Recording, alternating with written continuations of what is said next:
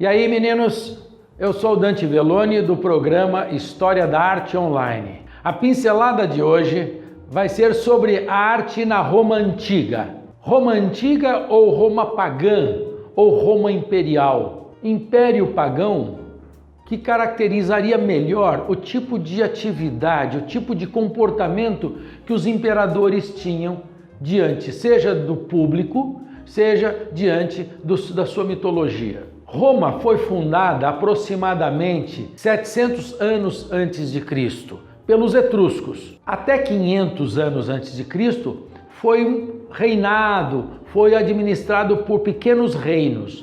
A partir de 509 a.C., Roma passa para a República, passa a ser uma grande república, administrada pelos cônsules e pelo Senado, até 27 a.C., quando temos o primeiro imperador Augusto. Assim como outros períodos que você possivelmente já conheça, como Mesopotâmia, Egito, a arte na Roma Antiga também era usada para difundir o status do imperador, para difundir uma imagem idealizada do poder. Essa arte era uma arte muito prática, muito pragmática, muito realista, diferentemente da arte grega.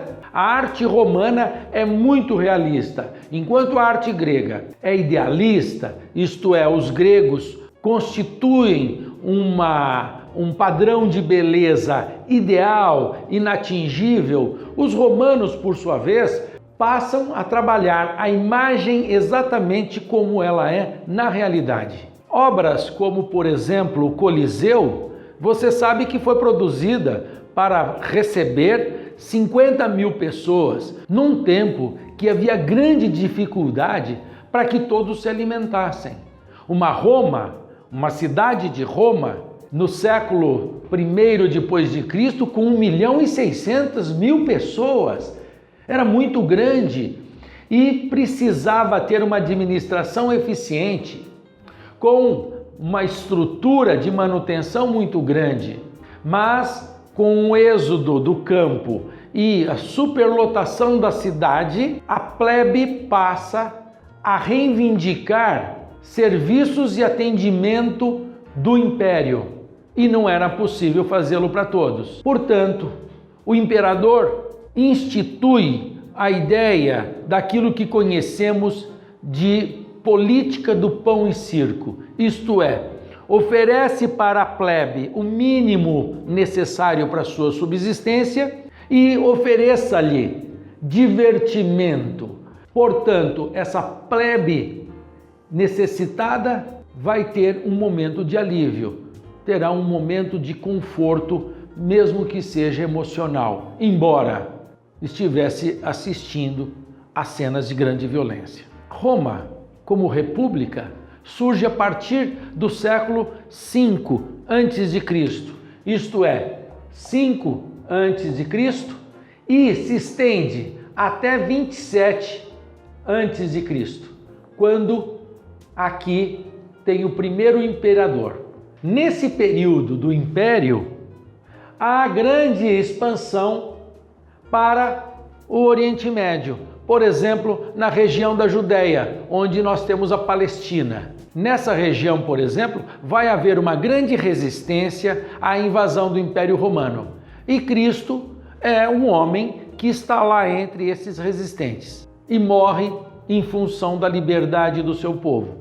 O Império Romano pagão se estende até aproximadamente o século IV depois de Cristo. Somada à necessidade do imperador fazer a sua propaganda através, seja dos eventos espetaculares como aqueles que aconteciam no Coliseu. Vocês podem ver a imagem do Coliseu, a sua monumentalidade, por exemplo. Os eventos que aconteciam aqui dentro eram eventos sanguinários, muito violentos. Por outro lado, os imperadores também estimulavam o credo na mitologia romana, que era descendente da mitologia grega. E os deuses, isto é, a mitologia romana, criava suporte para o imperador ser creditado. Portanto, esse imperador era mais adorado pelos seus súditos. Nós podemos ver também essa representação nas esculturas dos imperadores. Vejam aqui Augusto, os detalhes da sua roupa militar, por exemplo.